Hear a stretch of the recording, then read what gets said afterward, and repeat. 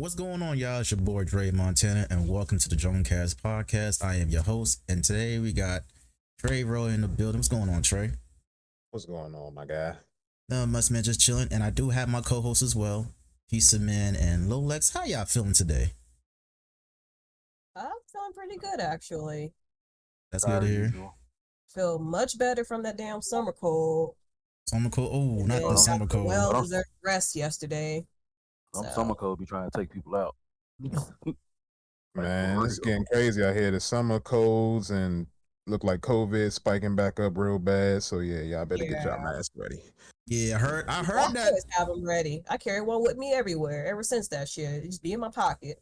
Mhm. Me I working need with to buy. kids, bro. I stay with a mask because them That's kids what I'm be. saying. Yeah, I I need to have buy it some. at all times. I need to Nah, buy I some. heard that. I heard that COVID might make his comeback this year. Yeah, Yeah, it's COVID ain't never leave. yeah. Yeah, It Just ain't took really a see, never break. leave. It's just He just took a break. yeah, He just took a break. yeah, Flu. Mm-hmm. it ain't really never leave. People still having COVID over the last couple years, but yeah, now they it's just like ain't I been said, talking about it as much. it's spiking back up, and because in Europe or whatever, it's been real bad over there for like the last 2 months. Oh, So okay. Yeah. yeah, everybody traveling and stuff too still. So that's coming So back it's Mm-hmm. over reigniting it. here. Yes. Yeah. All right, man. Let's get this started. Got that out the way. Let's get it started. So, Trey, is there a story behind your username? Is there a story behind my username? Not a deep story really. I really like crowns. You know, young coming up, they talk about how black people was kings and stuff like that. And it's really just that. It's like I just connected that with the crowns thing. I always like that. So I was like, all right, Trey Royal. I used to actually go by uh TC the Prince or Trey Cash the Prince, but then I changed it. So, So you like Trey Roy better? yeah, Trey Royal, I feel like it was better. And then it's shorter. You know what I'm saying? TC the Prince, or if like I said, if you put the whole actual thing with the what the acronym stand for, it's just a really long name. So Mm-hmm. I was like, I'd rather shorten it up, especially from since I do music from a producer aspect, I think that was better. Okay, and we gotta get into that more that aspect because you are a music producer as well, and also a streamer and a content creator. So we'll get into that music producer questions later on in the podcast. I forgot to mention that. And TC, that's your initials for your first and your last name, or No, no, no? my actual initials are TD for my Oh, first and my last name. Like oh, I said, Trey Cash was just something I came up with, especially because like how people treated me back then. Like it was like I had friends who used to tell me like, "Oh, you got money coming up," and it's like, no, I got two parents that work. You know what I'm saying? I got two parents that work, and yeah, because like a lot of my friends, like a lot of their mothers and stuff was like single mothers, and hmm it may seem different, but it's like so they used to act like I was super spoiled. But I'm like, mm, no, you know, like they my try. folks just work. My mother's got her own daycare business. My father worked 3 jobs at his one job, Damn, you know. Wow. we say So 3 jobs in that one job. Within his one job, that yeah, damn. in his one workplace, yeah, he worked 3 different jobs. Ooh, That's why I never heard that before. And it's like I had two older sisters, so it's like, gotta provide for that. Mm-hmm. I understand. Okay, so what inspired you to start streaming? Originally when I started streaming, it was actually to be a fighting game content creator because I really love fighting games. Me and my friends played fighting games a lot coming up, so it's like I wanted to get into the FGC. That's originally how my channel started. It's like I would play Tekken, Street Fighter, MK, any fighting game, Naruto, Dragon Ball, all that stuff. The arena fighters, Mm-hmm. the 3D fighters, the 2Ds, whatever. And that didn't pan out for me because I've been streaming for about to be 10 years. The end of this year, the Ten end of this year, years. make it. Yeah, Wow, the 10 end of this year, years. make That's good though. it. Yeah. So since you enjoy playing fighting games, what are your favorite fighting games? Like, if you had to pick one, just one. I Ooh. had to pick one is Tekken. That's that's not even a hard that question for me. Like Tekken is Okay. probably my favorite fighting game ever. Like, and I play a lot of them, if not almost all of them. So from the Um, first Tekken to the current one. yeah, Okay. So what you think about Tekken 8? I love it. I You love love it? it. Yeah, I What? love Tekken 8. So what's your rank on there? Cause everybody be playing ranked Tekken. Cause I don't see nobody play public like that unless they have like a private room amongst each other amongst themselves. But I seen people play a lot of rank in Tekken. And, you know, people Yeah. on their red rank, blue rank, gold, green. I'm I'm in like, the purple ranks right now, and I took a break because I was like, I know I'm gonna have to prepare myself to get into blue. It's gonna okay, get real treacherous, trying to Yeah. get in the blue ranks. So yeah. I seen I, people. I seen I people took a on little that break. purple rank stuff. And, I took a break. I took a break from rank and just I've been doing quick matches if I do, player quick matches and stuff. okay, who's your favorite character in Tekken? Um, Lars right now. I play a lot of Lars. I used to play a lot of Jin. I actually got to try to learn the new stuff that they got with Jin because I feel like almost every Tekken they make Jin almost vastly different from how he played in the previous game. Mm-hmm. So it's like when you get Jin, you always got to relearn him. Raven also is another favorite of mine. I wish they had Christy in there, but it's like I could play Eddie if I wanted to. Um, I yeah, I think got a couple different characters that I play on Tekken, but okay. but Lars and Jin are probably definitely my top two characters. The only fighting game I'm really nice in is Dragon Ball Z. Any other fighting games, I'm not that nice of. Which Dragon Ball is your favorite? Which Dragon Ball game is your favorite? Because it's like 50 of Yeah, them. yeah, I didn't do- yeah. I can't really name a game, but I can name like a series from the Dragon Ball series. Is we Budokai Tenkaichi, Budokai Tenkaichi Okay. series. So yeah, that's one of my favorite series of fighting games of So Dragon I'm Ball. assuming you looking forward to Sparking Zero? Yes, I am. Yes, Yeah, I I am. do. That was like it's gonna We be literally talked about that recently too. Hmm. fire. I'm gonna have to be in that. I Yeah, think I'm that definitely into that. I'm definitely getting that. I might get the Ultimate Edition. Oh, those $110. I'm willing to pay for that. Only because I'm like only because in middle school they had these tournaments for Dragon Ball Budokai Tenkaichi, and every time they do a tournament, I participate and I always win it. And plus, I always get. Wow. Yeah, I mean, hey, it's a $25 gift card if you win it from GameStop. So I feel that. Because like I remember in college, and I see Chew in the chat, so Chew probably tell you. In college, they have tournaments and stuff, but there's this lobby that we had at college, and they would always have these TVs and the game systems and stuff set up. And so anytime me and my friends would come through, we would play and we would beat a lot of the people there. It got to a point that when they see us coming and they was playing the fighting game, they cut it off. oh shit. They would cut it off because like we would just smoke everybody in there. They didn't want to play with us. At that point, it was like, oh, they're here. Pack it up. Let's go. Mhm. They got it. And the one tournament that I do, the one tournament that I actually ever did play with at GameStop was for the first Injustice, and I bodied everybody with Batman. Yeah, Batman's my favorite character in Justice. Yes, I haven't played Injustice in forever. I haven't played in a long time either, but yeah, like I'm really nice in Injustice. The only people that really can beat me are my friends. Like anybody that used to challenge me in Injustice outside of my core friend group, Hmm. yeah, I have my record is crazy. I think my record in Injustice 2 is probably like 80 something percent win rate. Fuck. Damn. That's wild. Yeah, yeah. Yeah, I try to play like fighting games online from time to time. I usually get my ass smoked. But I got my few certain wins too when it comes to like fighting games online, just like Mortal Kombat. I haven't played MK1 though, because I decided to skip on that one because I'm not about to pay Really, I have $70 for it, that but I game. haven't played it that much online. I don't know. Mm. It's uh, Yeah, I have a lot of I games don't in my know. backlog right now. I got a lot of games in my Yeah, I backlog do right too. now. I can't hold you. I got a bunch of games from the last few years in my backlog. I'm trying to get through, but with the situation at hand right now, I don't know. All right. I don't know if we can get through this. Well, hopefully it gets settled sooner than Yeah, later. that's the plan. Yes, Lord. So, what are your goals this year as a content creator slash? Oh yeah, content creator. Um, I had a plan to kind of do a talk show. Lex knows about it. I don't want to say too much about it, Mhm. But again, with the situation at hand, I don't know if it may come to fruition this year, and if it doesn't, that's fine. I will definitely do it next year. I just know I really need to get certain things together in order for me to fully invest what I want into that and to do it the way that I want to without it seeming half-assed. So Nah, I definitely once feel you I on do that one. that, once I get that together, then it's like it'll be back to that. It'll be back to the games and stuff. It'll be back to the big music content, like y'all seeing me produce records or just make beats and stuff on there. Um yeah, that's basically what I want to try to do, but we'll see. I just have to get through this first. Okay, so would it be like a talk show or like a podcast, like how I have it?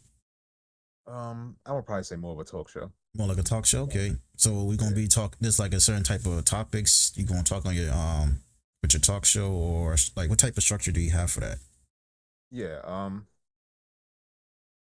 I'm gonna say it'll be a music talk show, so we're gonna be talking a lot about music. Oh, okay. Music. That's nice Gonna to be a hear. lot of yeah. You can bring like artists and stuff like that to your talk show and speak about music. Yeah. Hmm. Yeah. Sounds lit though, man. I will definitely tune in. There's going to be a lot to talk about, especially with the things going on now with the music industry. There's a lot to discuss. Hmm. A lot to discuss. All right, y'all gotta ask very question y'all want. I'll go ahead and let Pizza ask something. Okay. So who or what like motivates you to keep making content or streaming? Like, who's that one person or one thing that keeps you going? Like, hey, I'm doing this or such and such. You know. Um, basically myself, honestly. I just want to be successful in something that I really like to do, you know. Right. Um, Yeah. I feel like life has been kind of stagnant for me, and I know, like I said, with the situation I had, I just need to take the time for myself and like really invest in myself. And it's like I feel like I've been doing that, but it hasn't been to the extent that I need it to be. So I know I feel like probably for the last couple of years I've been pouring more into a lot of other people. So now it's like I'm just really going to focus deeply on me so I can get to where I want to get to, you know. Mhm. Solid Uh, answer. Okay. Solid answer indeed. So let me see. So, what are the challenges have you faced as a content creator so far? Um it's a lot cuz with content creation and like how it ties into like with social media and things, it's like social media is always changing something, you know, In what way? algorithms are changing. There's new content formats you gotta, learn, and then it's like the editing process if you gotta go through that, and it's just a lot. It's a lot. So it's like you have to figure out, or like even like putting content to different platforms and stuff. Like you got Twitter, you got IG, you got Twitch, you got YouTube, you got. It's like it's almost like you got to spread yourself thin to kind of rise up out Mm-hmm. of the pool of content creators, because there's just so many people trying to make a way for what they're doing, especially in this maybe the same thing that you're doing now. Like it could be it's 1,000 podcasts out here, so it's Mm-hmm. like you have to figure out what makes your podcast different and special to where people want to sit in and tune in. Especially like with me doing music, you got to make content, beats and stuff. What makes your beats and stuff special or different from what the next guy's doing or the next girl's doing? It's like It's a competition it's all around. yeah, Yeah, it's a competition all around. Even if you're not even trying to compete, it's like you're in it Yeah, regardless. exactly. by No default. choice. Yeah. Not like you could do it for fun, but also you in competition, like I said, by Yeah. default. And you think, all right, so I'm gonna ask you this question real quick. We talked about this on the last podcast. Do you believe that people say that content creation is easy? Do you believe it's easy? No, No. Okay. no, not at all. So people tend like, oh, anybody could go live on their console or on their PC, but Mm-hmm. Exactly. Anybody can go live, but the question is, can you retain an audience? mm-hmm. Right. Can you retain an audience? Can you get that attraction? Can you be consistent? Can you do can you this? be Can you do that? consistent? In the third, like, Mm-hmm. Yeah. What makes you different from that content creator or that content creator or that content creator? Right. Because like I said, there's a lot of people that's probably doing what you do. Is what is it that makes you special out of that pool of people that's doing what you do? So, what is your take on the gaming industry right now, currently? I don't know where the gaming industry's going. I mean, I do, but I don't get the exact end goal for gaming. Like before we got on here, I was at the gym and I seen an article saying that Sony's about to start pulling physical media, or they're going to start reducing the production of physical media from Blu-rays and everything more. So it's like, all right, so now we trying to really push forward into the complete digital space, and I don't like that. I don't I like that don't for. either. I don't I either. don't like that. I don't like it for nothing. I don't like it for movies. I don't like it for games. I don't like it for music. I like to collect physically. And Mm-hmm. it's like, yeah, it's like even if you're not even just for like collection, it's like I just feel like they're taking away ownership of everything. They're trying to take away your ownership of it. So it's like Yeah. you Mm-hmm. can't own this product. So it's like if I don't know, it's a game you like, you want to play that game for however long you may, we all stop playing games at some point. But then it's like you may at one point later be like, I want to go back to play this. Now it's like it's coming to a point where it's like whatever happens and whatever happens within the industry, they decide that all right, we're gonna shut down these servers, or this uh server's not going to be up anymore, and you can't get your game back. It's like what they doing with the PS3, the Wii. It's like you can't go in the shop and re-download those games anymore Yeah. because they They shut shut down. down the service. So And whatever you have if is you what you find have. them digital, Mm-hmm. or if you don't have it on your console already, you fucked over. Mm-hmm. That's why I You don't tell. really own. Oh, go ahead. Yeah, but Yeah, you don't really own it. I don't like that. yeah, for me, I always tell people, man, I get physical copies. I mean, I get both physical copies or digital copies. I like getting physical copies because, like you Preferably said, physical. for like collections, and like I still go to GameStop to this day to buy my games physical if I want to. You know what I'm saying? Right. Like buying digital games is like, I don't know, And then because Yeah, the it's like issue with getting digital games now is like, especially with PlayStation, I'm gonna use PlayStation as a prime example. Like everything is linked to your account. So let's say somebody hacks into your shit, gets your shit, and they shut your account down. All that money you spent, everything you can't yeah, really get that shit uh-huh. back. You have to Mhm. start over from scratch. Mm-hmm. So we wouldn't have to do that if you guys would keep physical copies. Mm-hmm. Yeah, there needs to be a new law in place for digital content. Because That that's like not fair. the law that they have for it now and the policies that they got for it now is not benefiting the customer. It's not. It's not. And It's then really it not. takes a year and some change to fucking get a hold of customer service and all that. You know how they be acting. Yeah, then it's Mm-hmm. like they change. Yeah, they even like how they change how you contact customer service now. It's like you can't really get into Look at customer the service. They're trying fucking to have you dog. talk to I talked to the AI robot. robot. AI. It's That shit dumb. I'd be like, yo, give me customer service. I don't want to talk to this robot shit. Give me Like a, customer give me a, service. I'm pressing one. Customer service. Customer service. Customer service. Shit. Then that shit gonna connect. Then that shit gonna end the call. I'm like, what the fuck? yeah. And then that's another thing. and then when you do get to customer service, you gotta wait a very long time to talk to these Or they motherfuckers. hang up.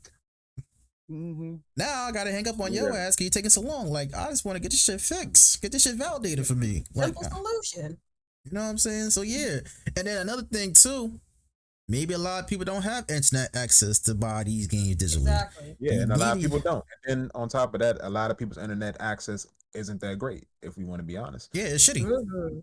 it's shitty. And then it's like even like thinking about the people overseas, like a lot of people was complaining recently about how they're about to do how PlayStation is about to do with like PC, having their games ported to PC and stuff, like how you have to have a PlayStation account, linked to Your so you can PC. play the games and stuff like that. And it's like a lot of people overseas in Europe and stuff, from my understanding, they can't make a PlayStation account. They have to go through extra means to try to make a PlayStation account just to play the games Mm. that everybody else Mm-hmm. plays. Yeah, Helldiver 2 try that shit. They said, nah, we can't do that. Yeah, and then they was telling one of the I guess leads on Helldivers was telling people, hey, review bomb the game.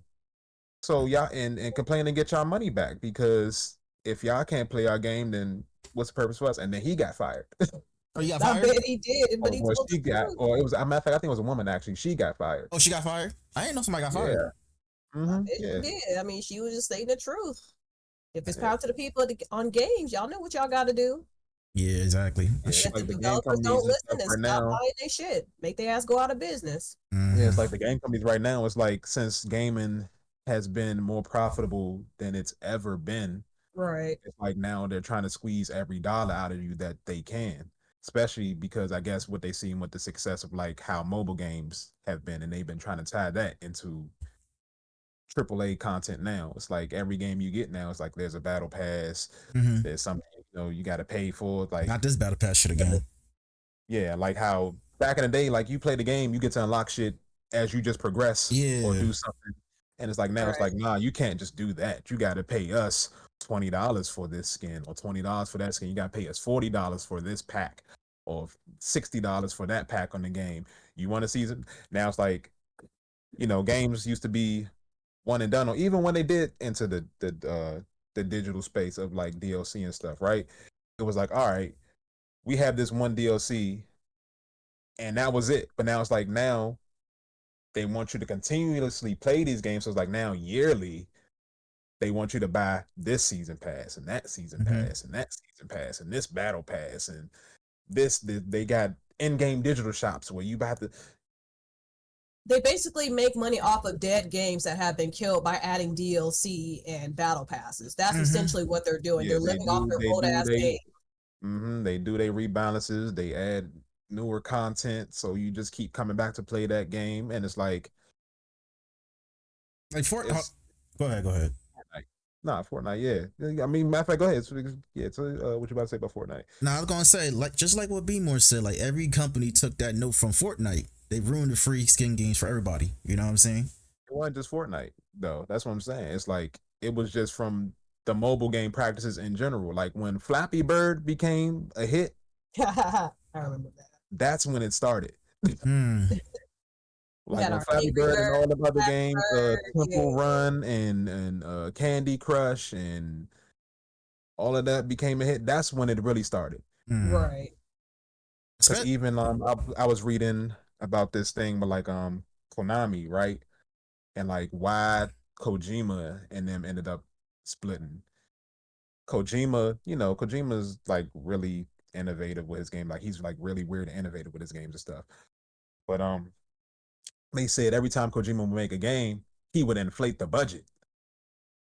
So it's like they were spending more making the game than they felt like they needed to profit on the game. But then it's like later on they had this other guy come in who was working on games on the mobile department, and they seen how much money he was bringing on the mobile side, and so then they started having problems with Kojima, and that's why they eventually ended up splitting.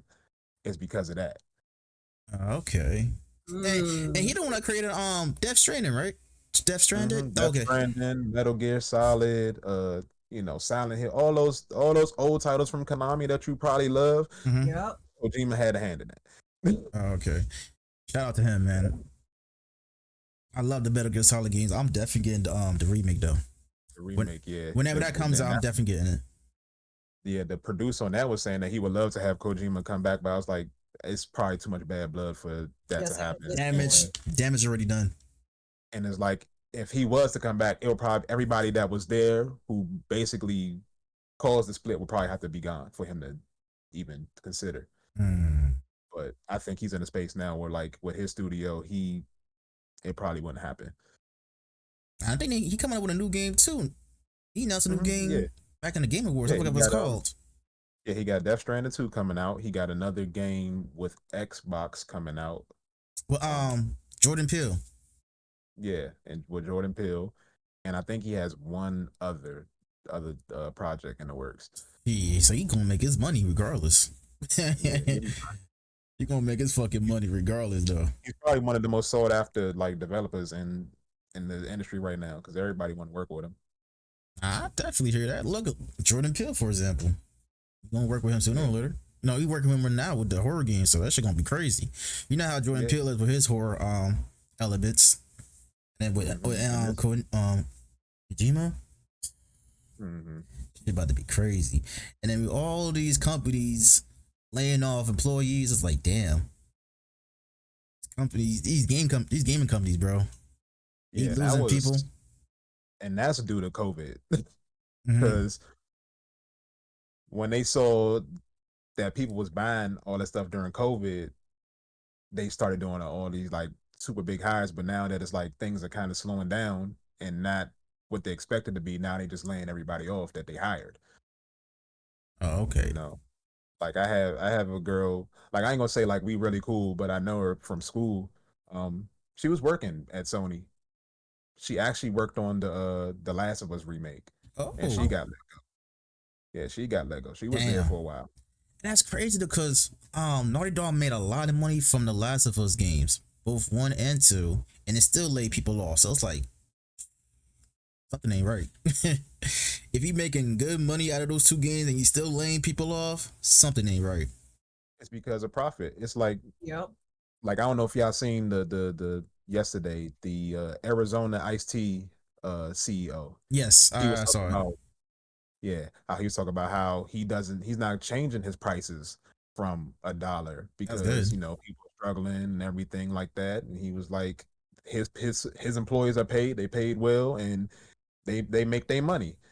But it's like you go into the store, it's like all the companies that buy the product from them are upselling the prices on ice Arizona iced teas now. And that's really is at the end of the day. All these companies want to just continuously profit more than they did last quarter or last year, and it's just a greed thing, really. Mhm. Because Yeah. like if y'all, the game industry, like I said, is making more money than it's ever made ever in the history of gaming. So why do y'all feel like y'all need way more money than y'all been getting? Because y'all making these inflated game budgets that cost $200 million. That's it right there.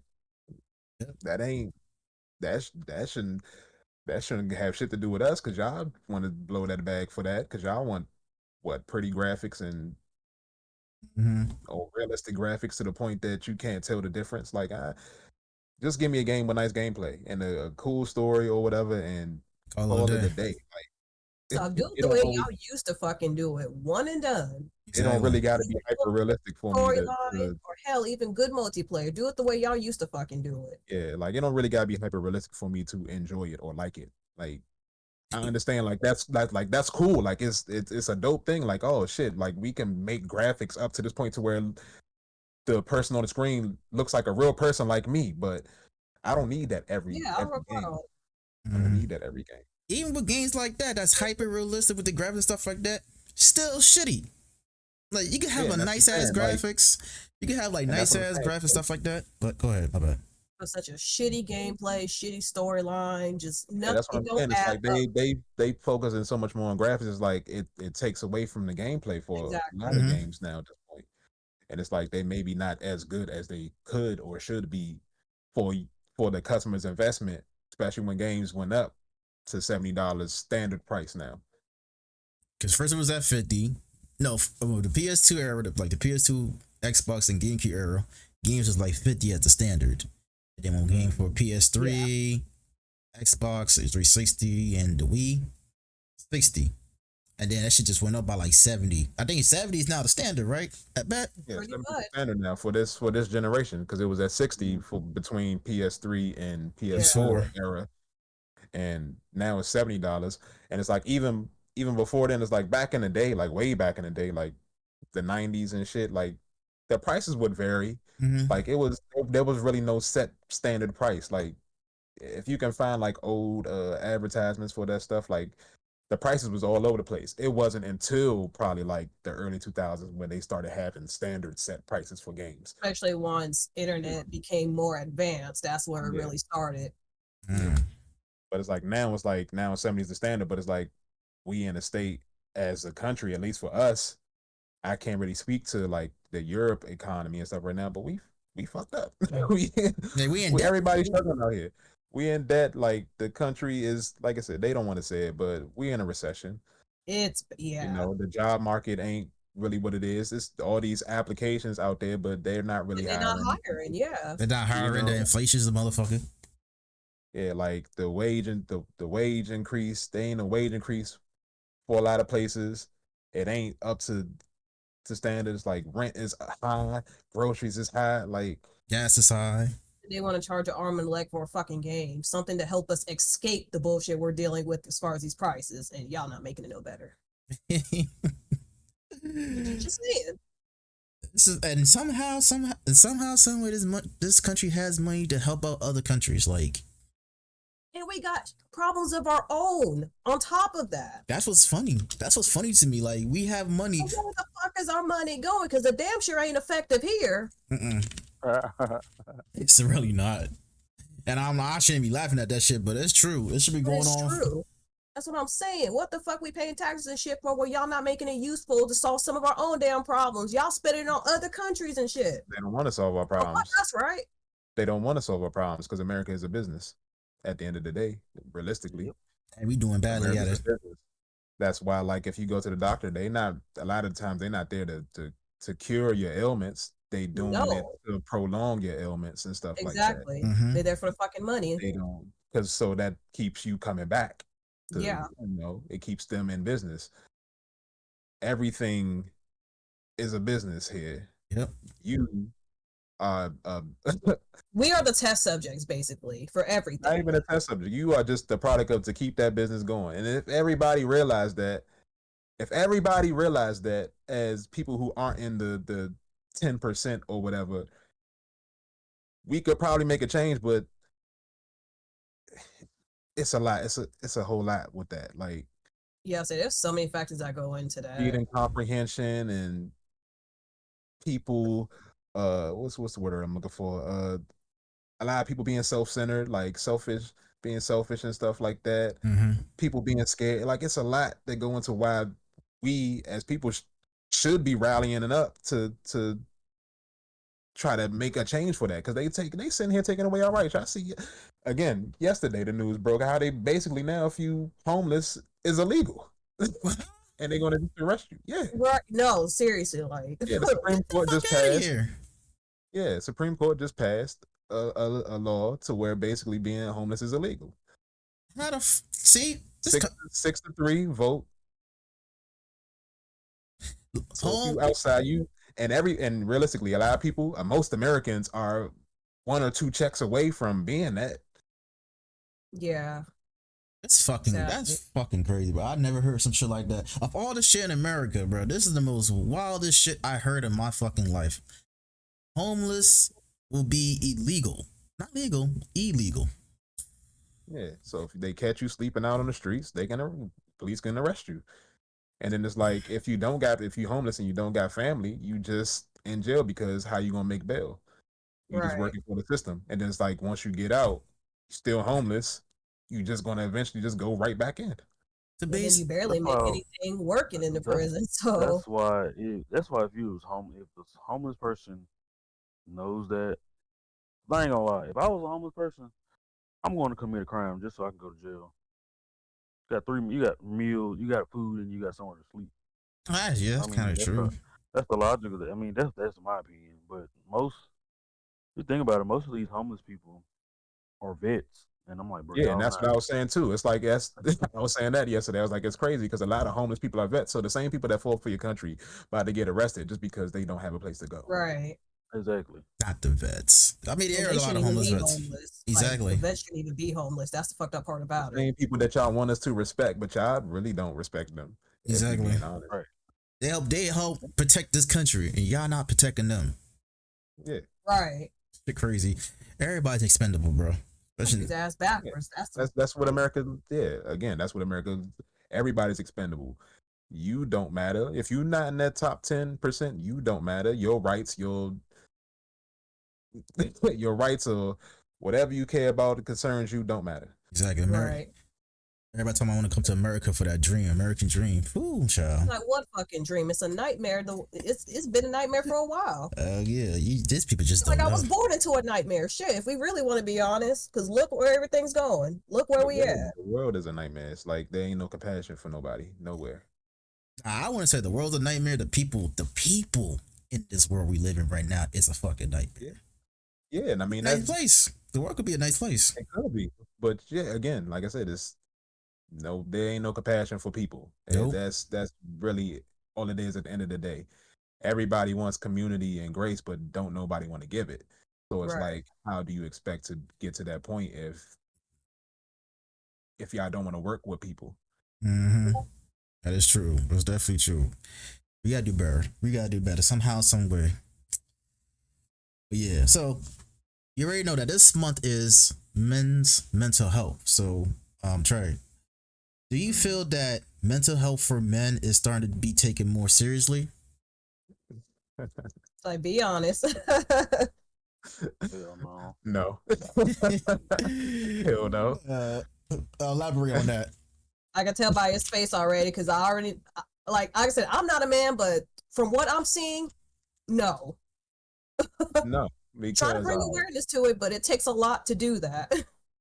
no, because all right, so it's like I was actually talking to this too a couple days ago with some friends. I was like, you go on Twitter during Men's Health Awareness Month, and it's like I get some of the points that people are trying to make. I think they were poorly like executed because like there was men that was trying to compare like men's mental health, the the the whole event of Men's Mental Health Awareness Month to like it being LGBT, Q month and all this stuff too. And it's like y'all do know for that fact that some of that ties into because there are gay men who still Yeah. go through their issues with mental health. Mm-hmm. But like, so it's like I feel like some people are trying to make the comparison, like I said, but I just feel like it was poorly executed. But anyway, aside from that, right? It's like you go on Twitter or even just social media in general, and you be seeing people be like, "Well, we can't care about mental health until men do," and that's not how caring works. Wait, huh? Say that again one time. What? They say that men can't. They say that they can't care about men's mental health until men care about men's mental health first, And who is and that's they? not the truth.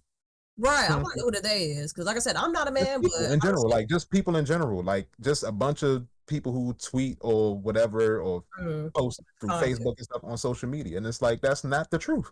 It goes Because both if that's ways. caring goes both ways. It's like y'all want to talk about the whole Palestine and Gaza stuff. Like Gaza people didn't really necessarily have to care first for that to be brought to awareness.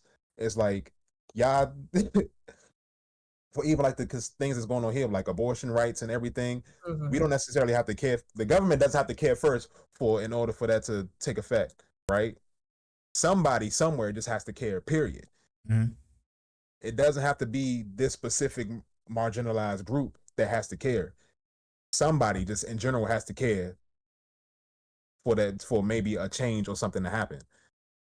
You know what I'm saying? Because if a man is going through mental issues, you know what I'm saying, he might not be aware of it. Like for me, for instance, for the last couple of months, I've been spiraling because of my situation, and I didn't even realize it until March. I've been in therapy for the last few months. You know what I'm saying? Mm-hmm. Talking to some of my other friends, my homegirl Gloria and Deja, my two of my other closest homegirls, just to get perspective on the things that I was going through and talk to my therapist. And I was talking to my therapist about the things that was happening, especially like at the end of last year. And she was like, it just seems like you was going through a lot at one time. And that really be what it is too.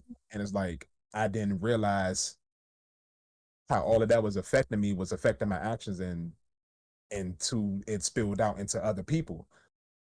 So it's like now I've been taking a step back to just like try to figure things out for me because like again somebody has to care somewhere. It don't really have to be me. I didn't even realize it. Most men who probably going through mental health don't really realize it, and that doesn't excuse them from accountability of it, but somebody has to try to bring it to them like, yo, you're tripping, Mm-hmm. if they don't realize it for themselves. You know what I'm saying? Yeah. It's like everybody in general, men, women, non-binary, everybody again has to just have compassion for people. They have to have grace for people. Again, everybody wants community and grace, but nobody wants to give it. So You it's like, said how do y'all expect selfishness. to get better? Selfishness, man. People out here just fucking selfish. Everybody just worrying about themselves, not worried about the Don't next want to be person. fucking keyboard warriors and shit, talking shit on the internet for shit y'all don't even understand. Mm-hmm. Y'all might have a fucking problem, and you probably are the problem. Yeah. That's true though. people you on the computer every single day on social media, just I don't know how people do that shit. Just being negative. That's just a work. That's just Serious. that's just Because take a a lot lot of of people work. again, because a lot of people are miserable, and that goes to mental Misery health. needs company, or that's what they feel they need. But no, they need some fucking help. Respectfully, they need some help. Mm-hmm. Tell the truth.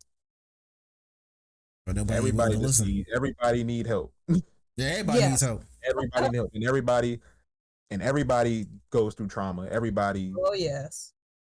has trauma response to something. I mean, you live every day with it. You might not realize it, but Mm-hmm. it's the truth.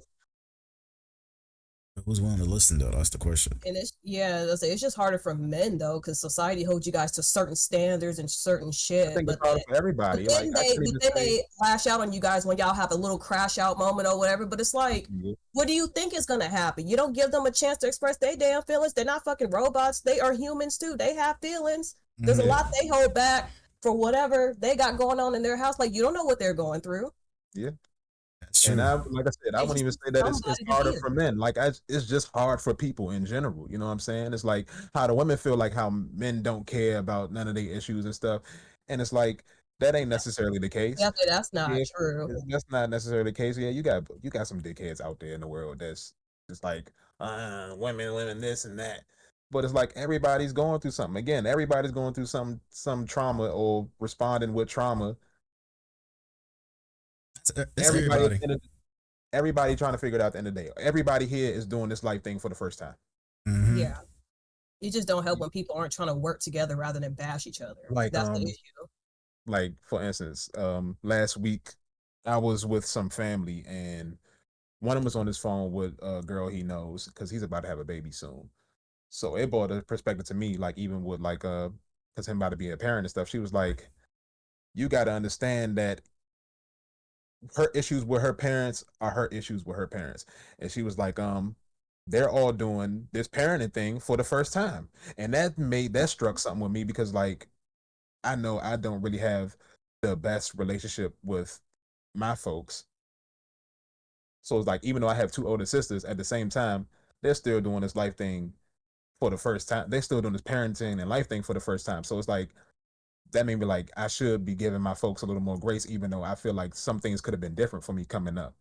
Because like I said, with everything that's been happening last month, I'm starting to see like how all of that from childhood to now is like affecting me as a grown adult.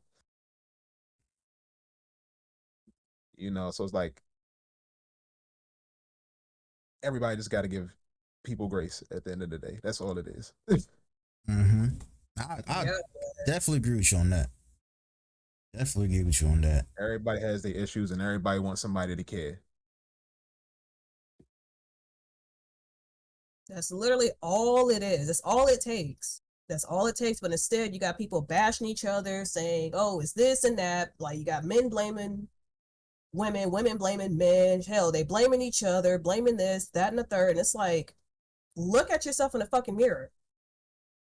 Realize what the fuck you're doing.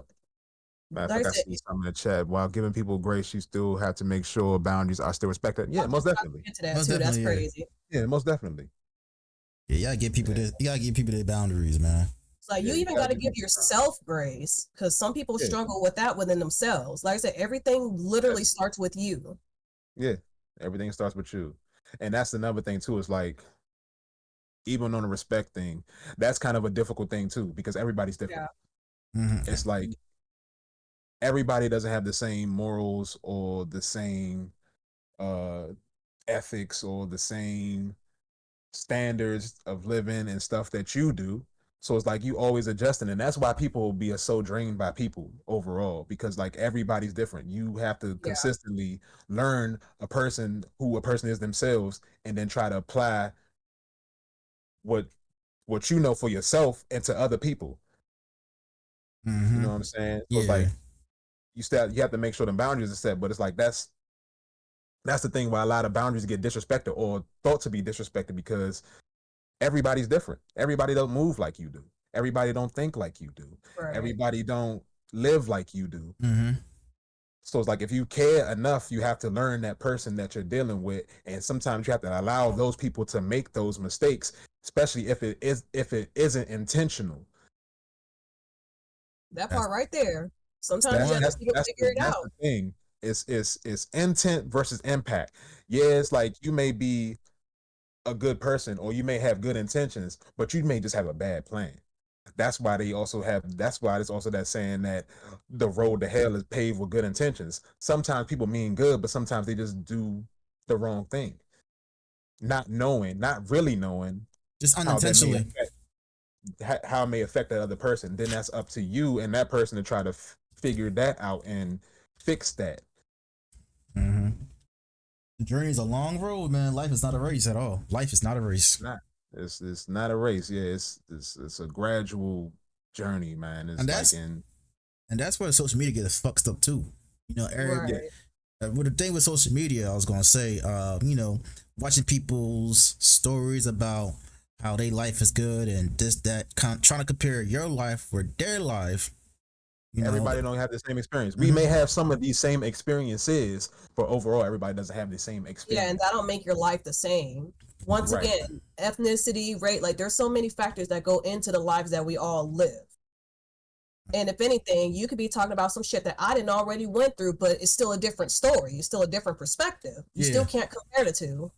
I wish people would stop doing that shit. Like, oh, I like it's okay to talk about it with somebody, but stop trying to compare your life to somebody else's because you don't know the steps they have to take to get to where they currently are and where they're trying to get still. Mm-hmm. Like, stop doing that. Focus on what you need to do and what you got to get through. People like to Because be you in might people not have the business. same step process as I did. Right. And again, like however you may reach your success or whatever the case is, it may not be the same for everybody. Like they can follow the same exact thing that you do, but that don't mean that they're going to get to what you get to. Mm-hmm. You know what I mean? Like everybody's journey is different. Right. Because like the same people that may have got you to where you got to, there might be the same people that say no to me. Yeah. Exactly. For whatever reasons, for whatever reasons that may be. You know what I'm saying? Like, because it could be anything. They could just not like the way you look. They could not like the way you talk. They could not like your tone. They could not like, you know, whatever the case, whatever it is. Like everybody has to find out their way through whatever they're trying to get to. How does that? How does mental health impact you as a streamer? Mental health as a streamer, it's hard. It's been really hard because, like I said, I've been doing it for 10 years. Very early in, I was on and off for a couple years, but I think the last almost 4 years or so, I've been more consistent with it. But again, with the stuff happening recently, I just really haven't been able to or want to because I do feel like as a streamer, I haven't been as valued as maybe some other people that I do know. Value in what, You what know, way? and that's where the comparison thing come into. It's like I don't try to, but on the realistic side of it, I do at times compare myself to other people. But it's like I've been feeling like I've done it for as long, I shouldn't feel the way that I do about it. So it's like I said, 10 years. I don't even have 500 followers. I don't even have 400 followers on Twitch, and it's like times that I've streamed, or a lot of times that I streamed, if I stream or whatever, I may not have I'm not looking to have like 100 people in my chat, you know what I'm Mhm. saying, or watching me at a time. But if I have like 10, 20 people in the chat and consistently talking to me while I do whatever it is I'm doing on stream, then I'm in a cool place. But I felt like a lot of times when I did, it was a lot of people that was there, but they weren't there. You know what I'm saying? Because like there'd be times I sit there and I talk to chat and nobody would be responding. You know what I'm saying? Like, and it's like I see other people that just there naturally, and it's like they get in they get in conversation. People may be gifting subs or bits or whatever, and it's like it was at a point for me when I got back to Twitch. I'm getting paid once a year from Twitch. Mm-hmm. Like I would like to be paid more often, especially at the rate that I was streaming at. But it's like that wasn't the case. So it's like at times that would bother me because it's like even if I'm not getting paid, I would still like to have just the conversation and experience with the Exactly. people in my community. You know what I mean? Yeah. The bonding. At least that for me would make it worth it because it feel like that I'm doing something right. Nah, them views be fucking with people his though. I ain't gonna lie. Oh yeah, most definitely. Yeah, most definitely. Like I said, even like I said, if I had 10, 20 people in the chat just talking to me at one time, I'm cool with that. Like I don't have to have the numbers like of like a Casanat or a Ninja for real. You know what I'm saying? I don't gotta have 150 people in my chat talking to me at one time. I feel like that's overwhelming. But if I have people in my, like I said, if I had that small group of people in my chat talking while I'm playing, I don't know, Tekken, Assassin's Creed or something, Genshin, like I'm cool. I'm cool with either with 3 or 4 people talking in my chat. I don't need no, like you said, I don't need like 10 or 20 or 30 people talking in my chat like that. That shit could be overwhelming, especially for me, cause I have ADHD. So like me having ADHD, that shit takes a toll on me, man. For real, for real. I can. That I'm should be cool too if much it's for me. one person talking to me. Like it's the fact that you got that one active person that's just genuinely talking to you. Yeah, Exactly. Like I that's said, cool. it don't need to be 20, it don't need to be 30, just even one person. Yeah, because it's Mm-hmm. like if I'm sitting here for 5, 6 hours and I'm streaming and I'm talking and ain't nobody talking to me, it make me feel away. You know what I'm saying? Like if I don't got that one person or at least saying something to me in chat, especially when I'm asking questions to the chat and ain't nobody responding, yeah, I feel away. I I feel away at the end of that. I feel that. I hear that. I mean, there be days consecutively, like on consistent days, where I probably have nobody talking in my stream. I probably have 1 or 2 people talking in my stream. But you know what? I still keep it going. I still keep that shit going. People always tell me, I feel Dre. that. It's like yeah, I feel like because like you want to make sure that you pushing through to do what you do Mm-hmm. because you may really enjoy what you're doing, but like I said, if it's a consistent string of things, like it gets really tough them days. Exactly. If you don't have like, if you're having consecutive days of streaming without people talking to you, chatting with you, whatever the fuck, it's gonna fuck with your head. But I try to keep that shit going. Like, all right, today is a bad day for me. I'm gonna stream again the next time and see how that goes. And then like there be days where I don't want to talk to people. There be days where it's okay. I'll talk to somebody from time to time, but I mean, it Yeah, is what it is, though. It definitely it days I is don't what it want to be is. on cam. It's just you know, Mm-hmm. yeah, I mean, it happens to all of us. You know what I'm saying? When you first start streaming and shit like that, it's bound to happen. You might yeah. have one or Find two out. people talking to you, or might not at all. Shit might be quiet from start to finish. Yeah, and I don't really care how confident you are. I feel like you go through it at least And once or also, twice. too, as streamers, we gotta be held responsible as well. What I mean by that is like you gotta talk to your viewers as well. So you can't be quiet all the fucking time. Yeah, You know what I'm saying? Like we and gotta it's hold and ourselves responsible. yeah, most definitely. And crazy enough, even for some streamers, that still works. Some people will No, just be silent. They'll be silent their whole stream, and it works for them. I don't know. They got the secret sauce to me. That shit works for them. Then I must be missing something for real, for real. Right? Yeah. It's like I don't know. It's you. There's some people that do that. It's some people that don't talk in their stream at all, and it's like if they don't, maybe they might type in the chat every now and then. yeah, so usually some of them Mm-hmm. would type in chat and still find a way to interact, but there are some that are just complete, like Just completely camless. silent. Camless. They That don't type in the chat, and they get views. it's like you're gonna have to give me the Krabby Patty formula at that point, Right. because shit, what Uh, you doing that I'm not? I'm yeah. talking I think people. somebody said they had a question for me in the chat. I couldn't see Oh, because it's Majin. Y'all want to hold that for later, or y'all want to answer that question now? I I mean, yeah, y'all know. say I mean, whatever y'all want to do. It's I say it don't matter because we're like almost done anyways, and what we still have like an hour. Mm-hmm.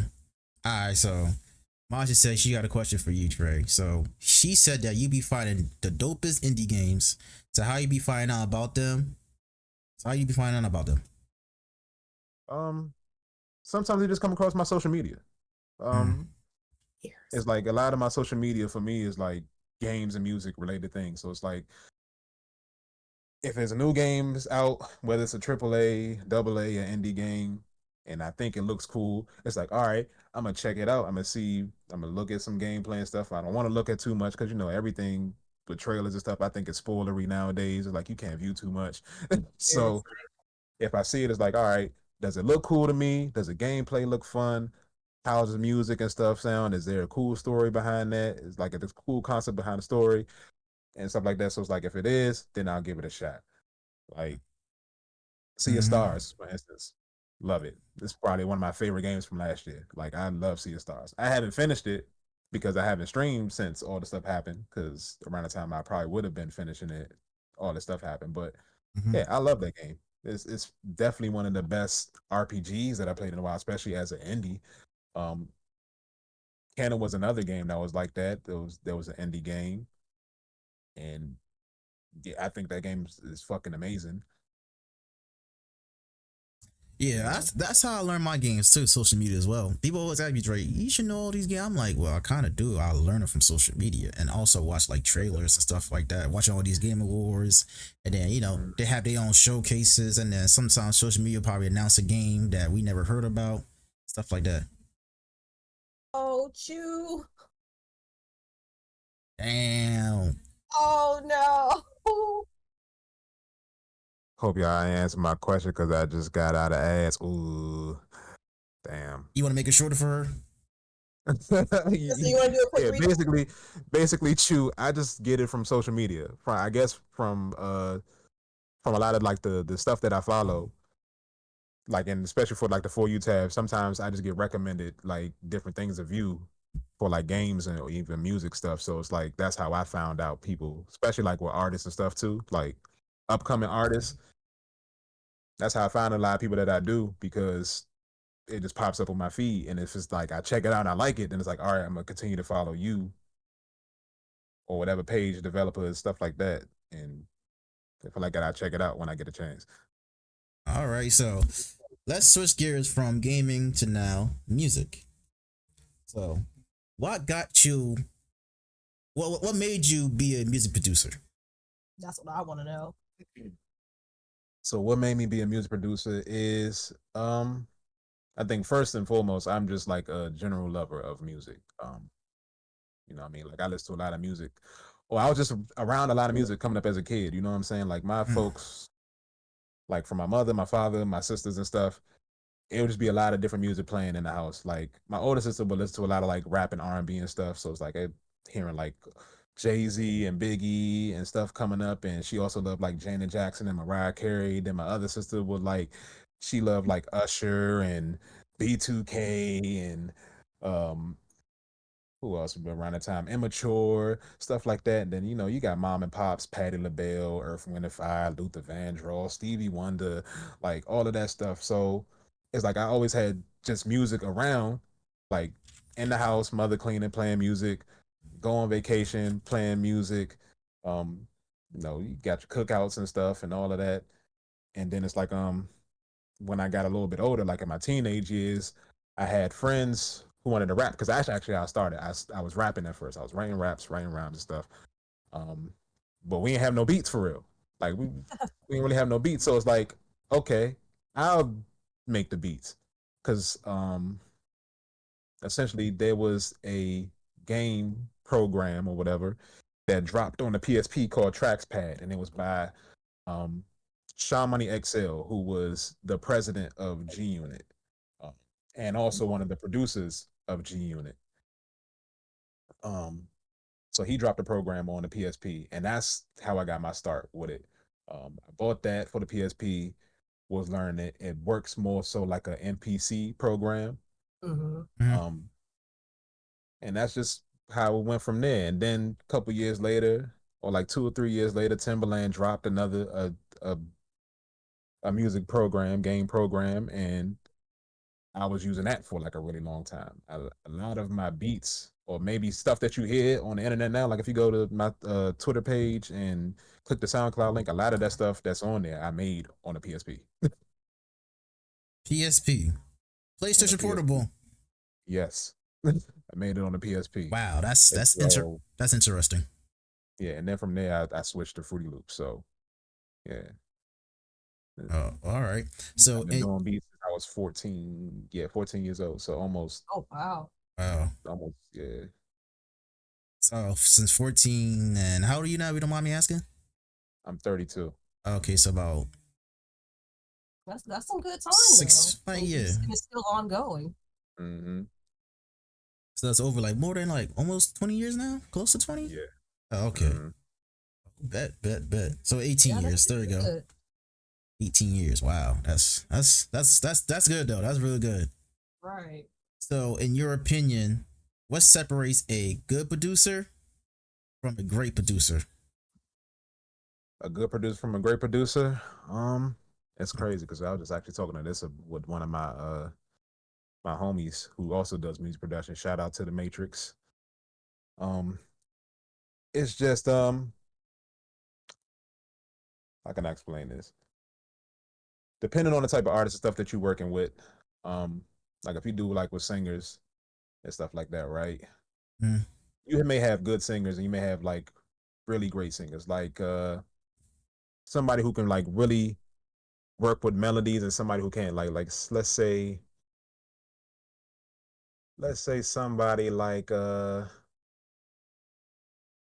don't know why he popping in my head. I don't even want to use him as an example. I'm just like Jacquees, right? Like Jacquees as a singer, right? A lot of people may feel that he's not a great singer. I don't really feel that he's a great singer, right? But if you as a producer can build a beat around his vocals that attracts the listener to keep listening to the song, even as maybe as a mediocre of a as an artist as he is, then you're a great producer. Because a lot of times the thing that's not attracting you to the song is not necessarily his voice. Yeah, the lyrics may have captured you, but like the other elements that may play in the beat is what keeps you listening. As compared to somebody like let's say Ariana Grande, who's like fantastic at melodies, a producer may not have to do as much with the beat because what she can do vocally to a song can carry the song. okay. You get what I mean? Yeah, I get what you mean. Yeah, definitely get what you mean. I feel like I'm in school right now. That I should be taking notes in music class. So that's what I think will can make a that's the difference between a great producer and a good producer. You have to know the elements in what you're working with and the artist that you may be working with. If you're working with an artist for a beat. Now, if not, then you know, I guess what makes you a great producer just maybe public perception of what you create. Mm-hmm. Like if it's just a straight instrumental, you know. All right. But again, yeah, matter of fact, again, you want to do different elements if you just listen to a straight beat because if somebody just listens to a song that may be a straight loop, they might not want to listen to it all the time. Yeah. So Y- yeah, it still applies. So do you work with artists? Yeah. Mm-hmm. All right, so that's gonna bring me to my next question. So how do you feel working with artists to create a specific sound or vision for their music? Um, you said how do I feel? Yeah, how do you feel about working with your artists to create a music, so to create a specific sound or vision for their music? Uh, Sometimes it just depends on what the artist may want for themselves or whatever they're working for or whatever they're working on.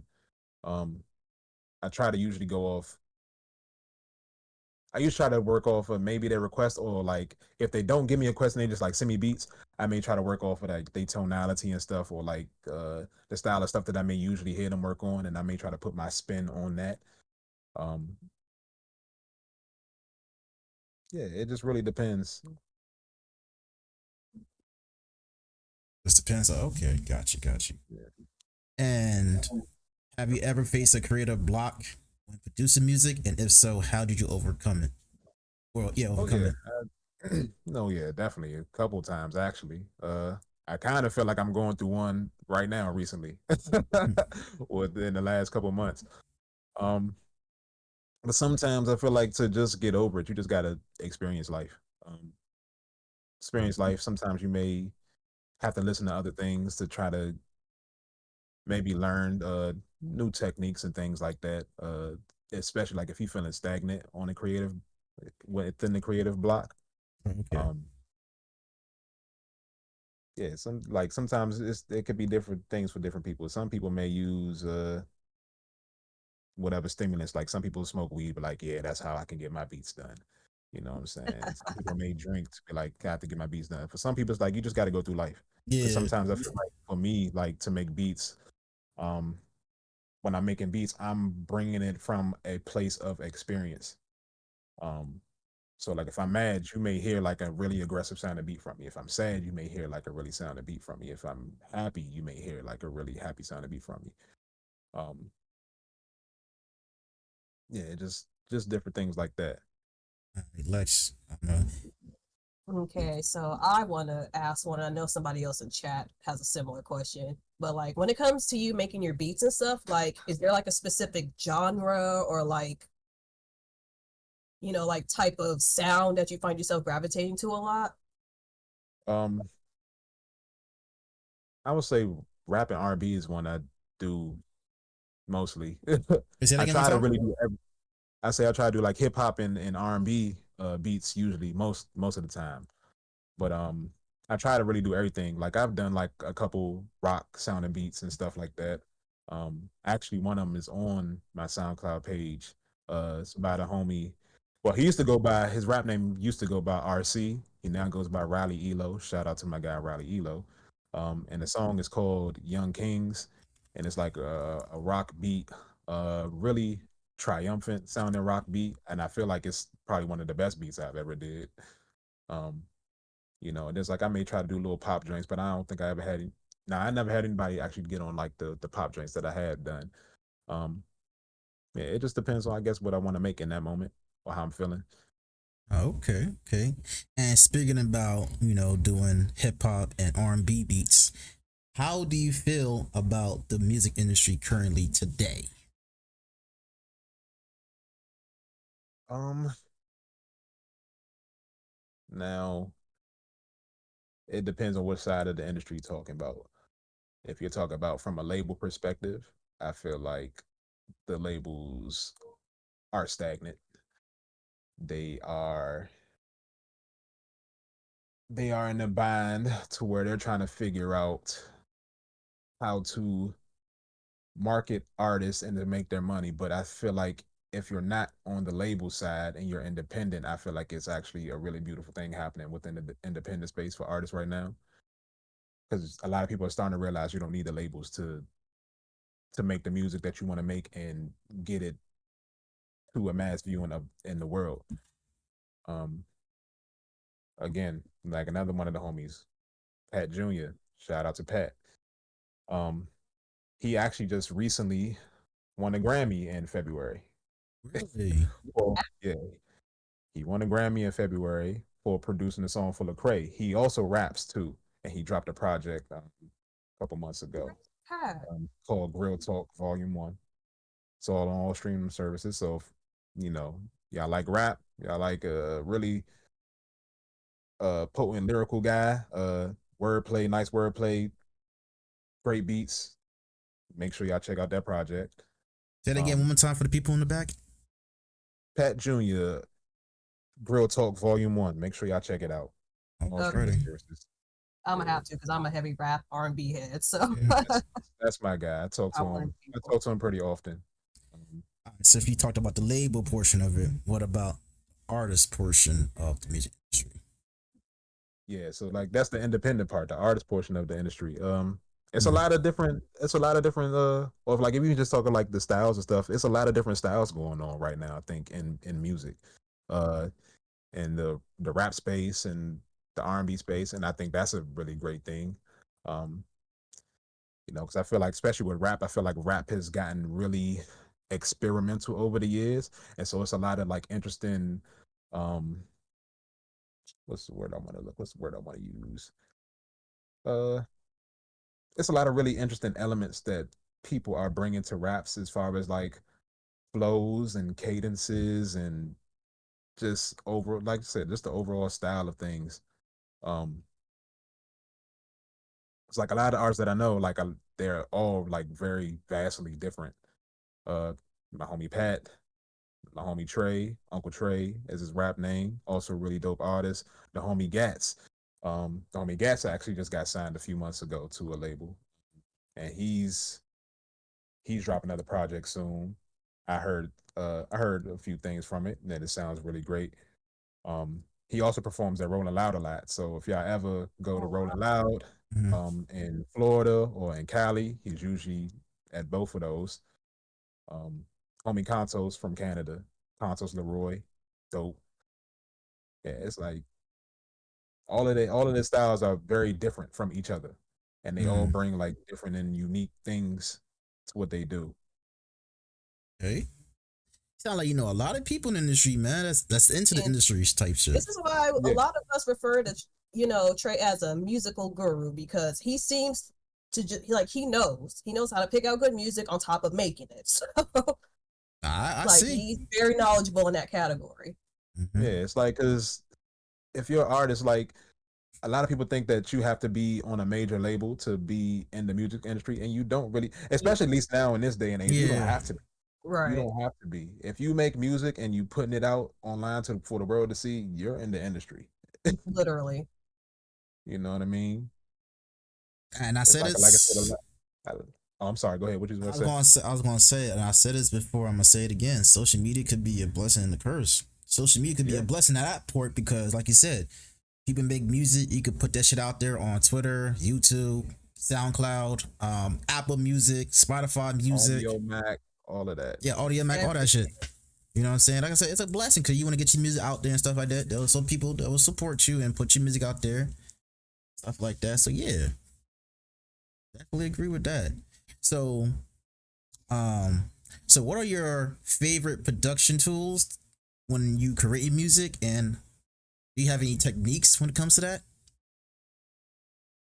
Um, I mean, I mainly use Fruity Loops. I don't really use any other programs, even though I do kind of want to learn other ones. Um, but do I have specific techniques? Yeah. Uh, I wouldn't say that I have specific techniques. I just do what feels good or what sounds good to me.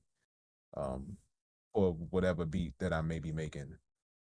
Like, matter of fact, like that's like for instance with Fox the gamer, streamer, content creator. She asked me for a beat last year, uh, and she described to me how she wanted it to sound. And so when I was working on it, um, I was trying to kind of imitate what she wanted from the suggestions of songs that she gave me. And it's like as I was working on it, I remember I kind of came to a creative block, and then I got on Twitter and one of my homies tweeted something, and it kind of like inspired me. So like I went back and I did it, and then it's like I thought when I finished the beat, I just kind of did something. Um, I did like this key stutter, and then I thought that's how I was going to end the beat, but then it's like, oh, that just gave me another idea. So then it's like I ended up putting this beat switch on the end of it, and the idea for that was okay. Her group is called Nine Tails Mafia. Mm. Nine Tails is Naruto, right? The Nine Tails. not even just not not even just Naruto, but the Japanese spirit animal. Oh, okay. And I was like, okay, so let me make this beat sound really Asian, like some Big Trouble in Little China type thing. And that's how I came up with that second half. That was on complete accident.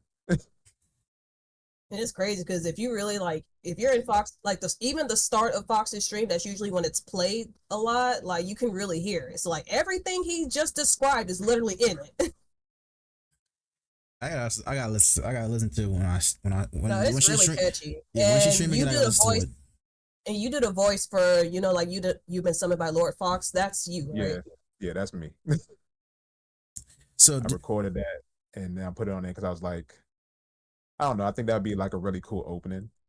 No, it is because every time I come in, it's like if I don't hear that man Travis saying you've been summoned by Lord Fox, what did you doing? Like Had to get into a you little should be voice summoned acting already. bag real quick for that one.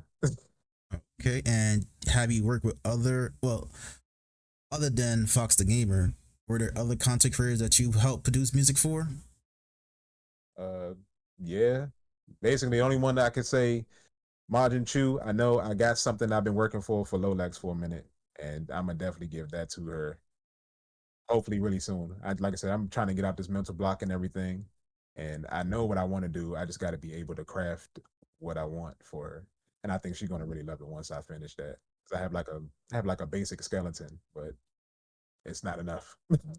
And then on the beat side, I'll just go ahead and say it. I will be an upcoming one. He'll be working on something for me soon. I definitely gotta hit you up with some beats though.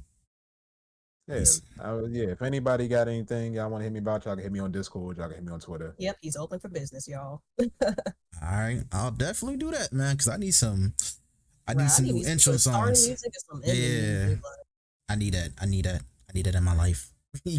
I need some new intro music and be right back and the ending scenes for my stream. So I'll hit you up Yeah, most definitely. for some business. So let me see here. I'm gonna let y'all ask a question. Your pizza man, you muted right now, my boy. Muted. he's finna get annoyed. Can you hear me now? Yeah. Yes. Okay, I got a little green bar. So before you ask this question, I gotta go because my wife's giving me the evil eye, like, nigga, we gotta go. All right. He said, "We got reservations. We got to be on time. Wrap it up." Like, Yeah, we gotta be somewhere at 4 o'clock, and I All was right. supposed to get off like 10 minutes ago, but I forgot. So nice meeting you, Trey. I'll definitely be hitting you up. oh yeah, for I'll sure. still be well. I'll still try to be in the stream if I can, but you know. Okay. All right. I'll see y'all. All right, All later, right. pizza. Nice to meet Later. you. Bye. Later, peace, man. Don't get beat up, Right, please. I'm gonna pray that he's still alive after this, cause woo, No, wife no, be side eyeing. That's not good. no No. domestic abuse. Please no. So what I was going to say no.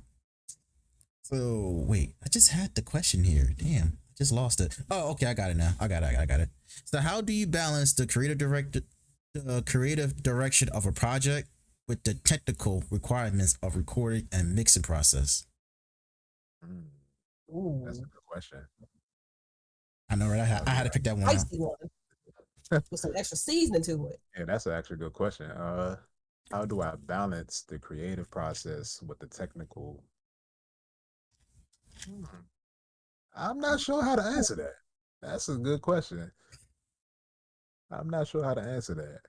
All right. Uh, yeah, I guess like I said, it's more so a feeling. I think it's just more so a feeling of everything.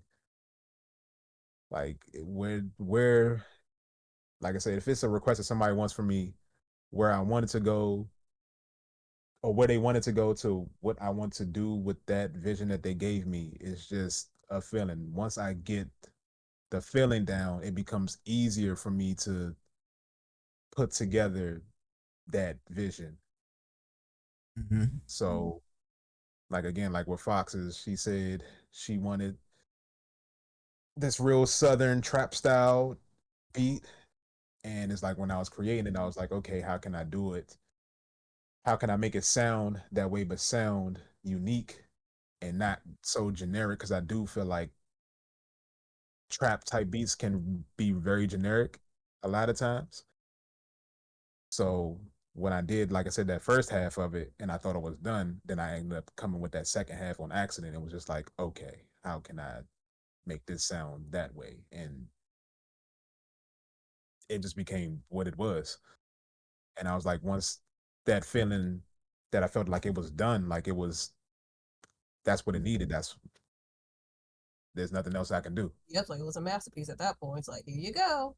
There's Mm-hmm. nothing else I can do with it. Because if I try to do anything more with it, it's just going to sound probably overproduced and convoluted. Yeah, I make it sound perfect. Just as perfect as you can make it. Yeah. I definitely hear that. So Lex, I'll let you ask another question. Dang, I don't even know if I have one. Because they're pretty much getting asked already. Okay. So out of all the stuff you've like produced, made, what would you say are like maybe your top five that you feel like really stand out? My top 5 beats. Yeah. Oh my gosh. That's actually a hard one because I done made so many beats in the time that I've been making beats. And it's a lot of joints that actually I had that I lost due to I had a memory card for some of them, and then I had a hard drive corrupted. So I Oh, lost I hate a that. whole bunch of stuff. Um, and I have some remnants on it on this site called Reverb Nation. Some of them are theirs, but it's like I don't have some of the file sessions for that stuff anymore. And even stuff that I didn't actually get to like export out. Mm-hmm. So that's a hard question for me because like I feel like some of my old stuff was like very unique in sound. and I don't have those anymore to. Hmm. But I guess if I had to say for maybe stuff that's out, uh, Young Kings is one of them. Like I said, by the homie Riley Elo, or like I said, if you go to my SoundCloud, it's RC. Um, Another one I would probably say is The Remedy by the homie AJB4. Uh, I think that's one of my best joints. Um, The DeLorean by the homie Uncle Trey. That's another one of my favorites. Um,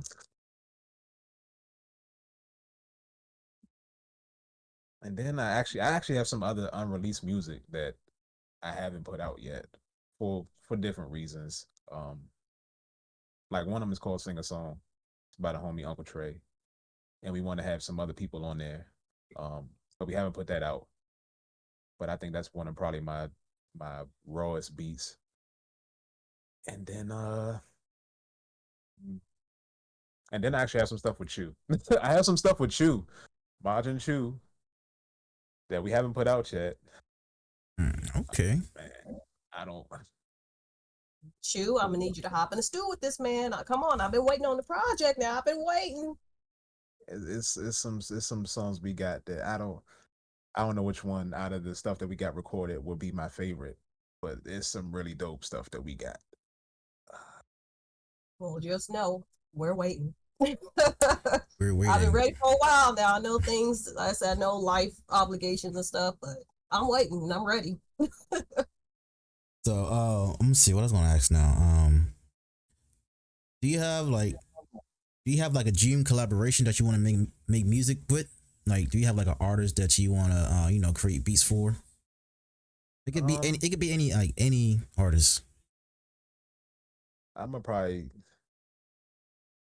as far as major artists, Lloyd Banks is one of them. I Oh, always wanted to work with Lloyd Banks. okay. Like some I lower actually band. I sent him a beat a few years back, and I really don't know if he ever saw it or not, because I'm pretty sure he had a bunch of people that may have sent him stuff. Yeah, most likely. Most definitely. But Hell yeah. it was definitely it's yeah, that's probably one of my also favorite beats too that I sent him. That's one of them. I don't know where I would rank it, but it's definitely one of my favorites. Um, Kendrick, J. Cole.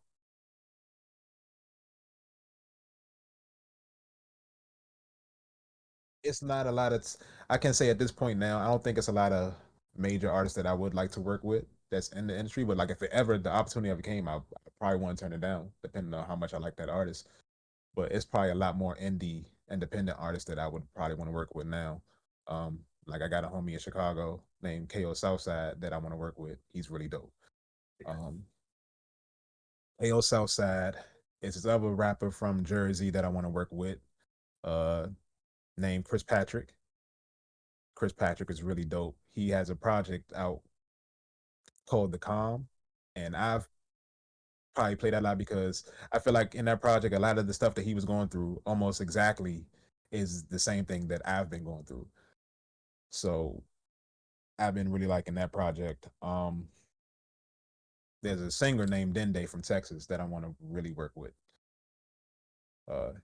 He's also really dope. He's dropped probably about 3 projects in within the last year or so. The homie Lendrix from well, he's from Texas, but he's recently in Cali. Want to work with him. Actually, actually, I could say I'm working with for some stuff for him, but I really I needed to get that to him.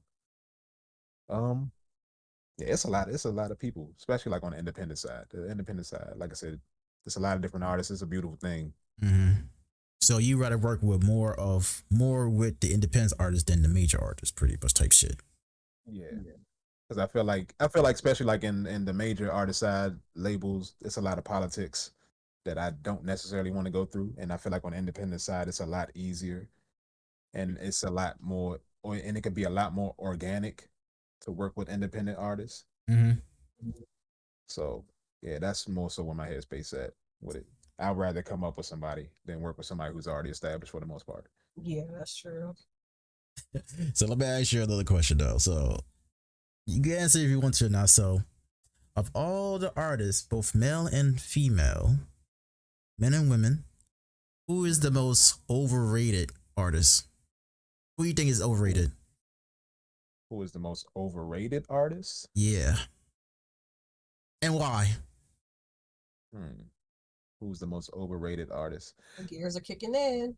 The thing is, I don't really be trying to think about artists that I don't care about.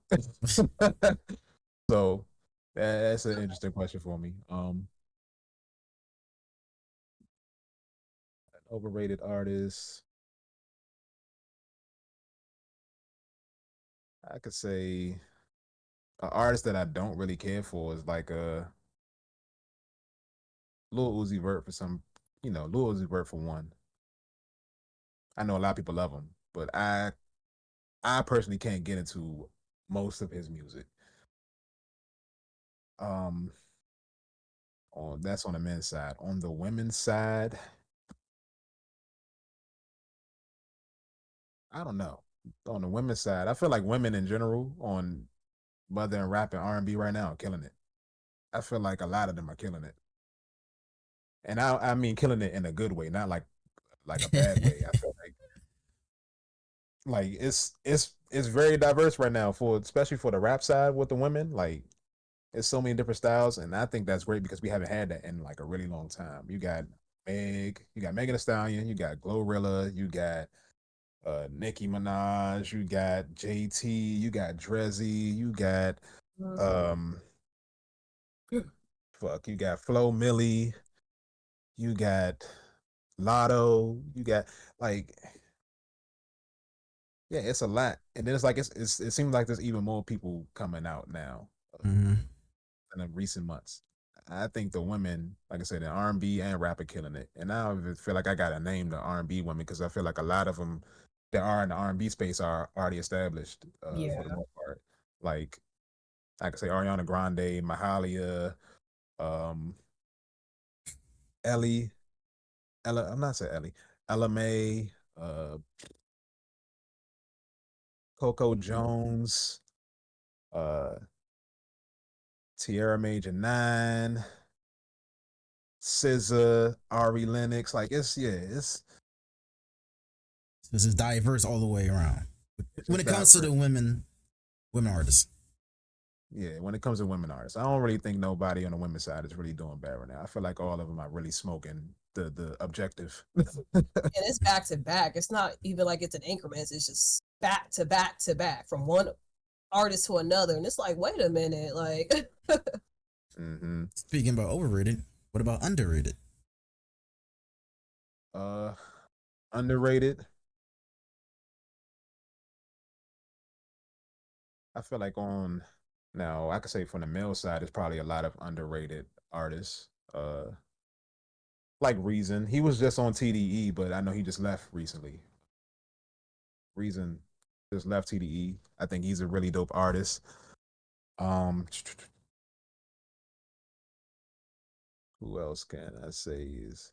Matter of fact, hold on, with my phone because I got all of this stuff on my phone too, and it'd probably be easy to look through there real quick. And while you're doing that, how you feel about I don't know if you followed the WXL freshman class of this year, 2024. How you feel Mhm. about that class? Be honest. I seen it. Um, it's probably one person I know that I don't know on there. It's a few other people that I heard of, but haven't really necessarily heard. Mm-hmm. And I think from what I do know, I think it's a unique class. I think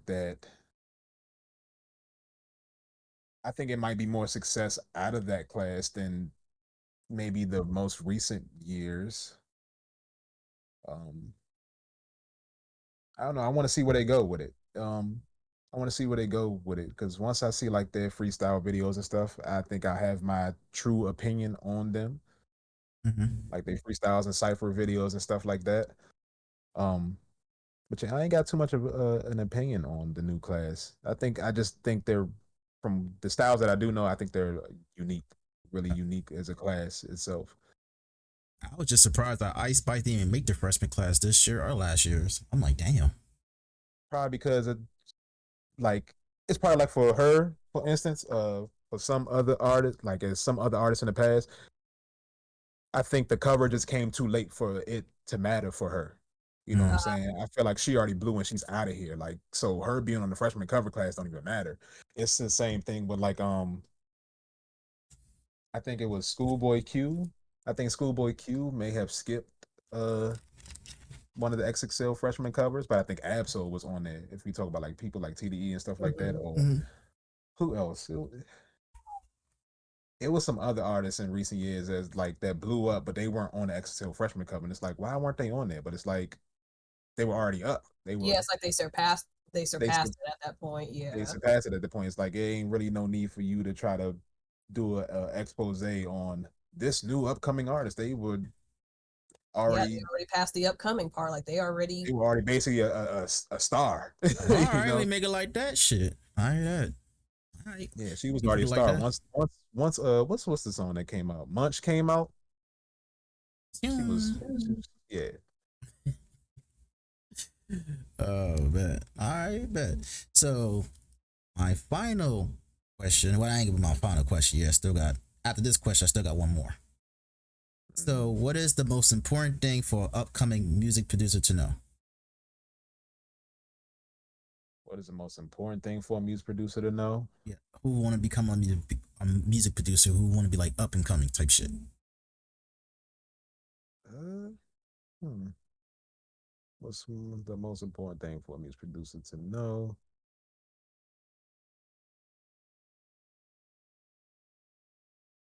Hmm. Based on your experience as a music producer for like 10 years, wish you would pass that knowledge to a person who also want to become a music producer. I would say just learn who you're working with. If it's not like you just making beats, yeah, because basically, I mean, they people separate them like a beat maker from a music producer. Because usually a music producer works with artists, and a beat maker is just somebody who may make beats and they may want to give it to those artists. But as a music producer, just learn the artist that you're working with. Um, like I said, learn what they want to do with their music, learn their vocal tones and tonality because stuff like that matters.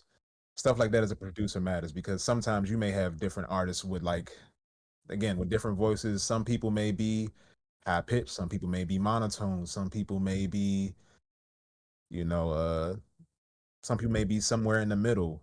Some people may have deep voices, you know. So it's like working with tones and beats like that and stuff matter. Um,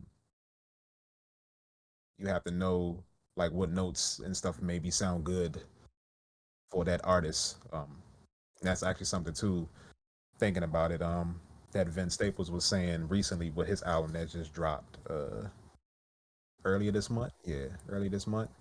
His album Dark Times. I was in the spaces that he was on Twitter, and he was saying that um he know that his voice is like really monotone, so the producers that he worked with had to learn how to craft those beats to fit his voice so that it doesn't seem overbearing or underbearing for the song. Stuff like that matters. So yeah, I would say that's probably the most important thing. Knowing your artist, especially working with artists. Yeah. Okay, yeah. All right, and next I'll let you ask the last question. Give it to you. Hmm. Last question. So, coming from like an artist's perspective, what would you say are like some important things to know when becoming an artist? Like, if you're an upcoming artist, basically, like, what are some really good key elements to know? Um, know yourself. Know yourself. Know what you want to do with your music. Be confident in the music that you make. Cause if you aren't, people can hear it. You can hear it in the music. If you're not confident about what you're saying on record, people going to hear it and that might turn them off. Okay. Whether you're rapping, whether you're singing, know what you want to do, know who you are as a person and an artist, and just be confident in what you want to bring to the world. That's a good answer right there. Ladies and gentlemen, you heard it here. He just dropped it. He been dropping gems this whole episode. Yes, he was. I know Yes, y'all he hearing it. was. All right. So before we end this podcast off, both as a content creator, streamer, music producer, can you share with us any collaborations, any type of events or project that that you got coming up this year and or beyond? Um, got some stuff I'm working with Margin Chu on, so hopefully we can get some more of that done, so we can give that out to y'all. At the latest, that I want to get it out. I want to try to get it out by spring. I Spring of feel like next that would year. be spring of next year. Yeah. I think that would be a good time if we don't get it out this year. Mm-hmm. Um, the homie Lendrix, I really want to work with. I want to finish the stuff that I'm doing with him now, but I want to work on some other things with him. Um, I got to talk to the homie Ballot. That's another singer. He's actually I probably could say it. He's dropping a song tomorrow. Um, with what's the artist name? I'm blanking on his name right now. Jesus, he's dropping a song tomorrow with Bernard Duran. If y'all know who that is, I I don't know think who that is. y'all want to check that out. It's called what's it called? What do you call the song? Alone Again or Single Again, something like that. I heard it last night. It's a beautiful song. I heard it last night. It's a beautiful song. Make sure y'all check that out. Um, yeah, and like I said, outside of that, I'm planning the talk show. And I know the homie Gats wants me to send him some stuff too, so I gotta work on something for him to send. It probably won't be on this album coming, but whatever he's going to plan next, it will probably be with that. So yeah, All right then. and So All there's a right. lot to look forward to. Indeed. All right, y'all. Trey Royal, thank you for stopping by the podcast, man. Dropping your knowledge with music and being a content creator and stuff like that. Appreciate you stopping by, man. I appreciate y'all for having me. No problem. No All right, problem. really quick, Trappy. Do you Mhm. have any links that you could put in the chat that pertains to your music or anything? We have some folks in chat that I know are possibly interested and want to know a little bit more of your musical genius and taste.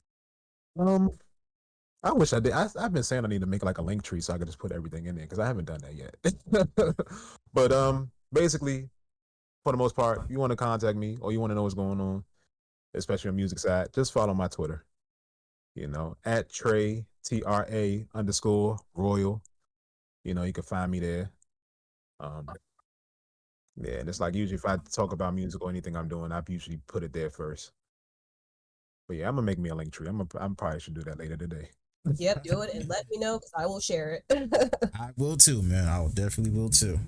All right, y'all heard it. Cherry Royal, thank you for stopping by, man. For And sure. all right, man. Have a good day, bro. You Peace. too, man. All Thank right, you. peace out, y'all.